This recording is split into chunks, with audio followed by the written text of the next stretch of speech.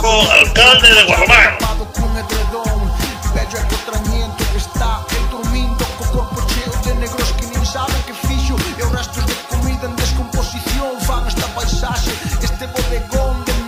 Y de pequeño, mira que fue ahora de pequeño con la golondrina está diciendo el puchero ahí.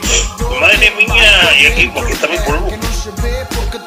Aquí vamos llegando a mi pueblo por la carretera, la nacional, y aquí donde vamos a comer los platos combinados.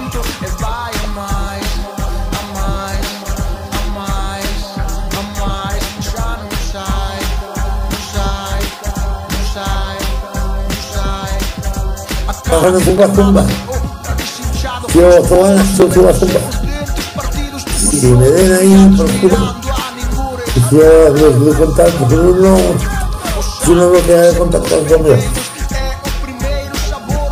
Trabajando zumba.